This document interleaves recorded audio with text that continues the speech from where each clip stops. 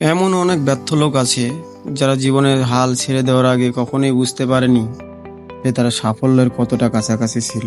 আপনার জীবন আপনারই, কিন্তু আপনার মুখের দিকে তাকিয়ে আছে আপনার মা বাবা, স্ত্রী, সন্তান, আরো অনেকেই।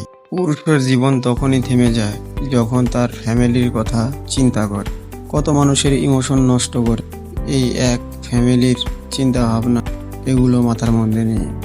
কত মানুষ আছে, সে হয়তোবা ক্রিকেটার হবে, কেউ হয়তোবা বড় মাপের কোনো অফিসার হবে, অথচ দেখেন ফ্যামিলির চাপে এরা অনেকে আছে, আমি দেখছি যে ফ্যামিলির চাপে পড়ে রিক্সা চালায়, অনেকে আছে বাসে কন্ট্রাক্টরি করে, অনেকে আছে মুদির দোকান দিয়ে বসে আছে, কিন্তু তাদের জীবনের স্বপ্ন লক্ষ্য ছিল অনেক অনেক অনেক বেশি।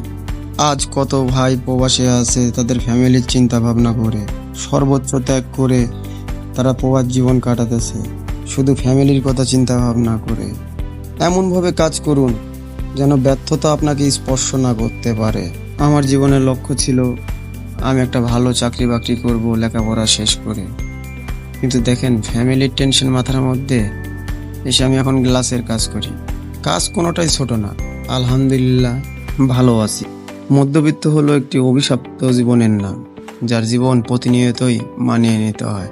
যাদের জন্ম মধ্যবিত্ত ঘরে একমাত্র তারাই জানে যে জীবনের সাথে কতটা যুদ্ধ করে বাঁচতে হয়। তাই বলি, বসে না থেকে কাজকে কখনো ছোট না করে দেখে যে কোনো কাজ মন থেকে করো, সফলতা আসবে ইনশাল্লাহ। সর্বদাই আপনার সেরা কাজ, আপনি যা লাগাবেন তাই ফলবে।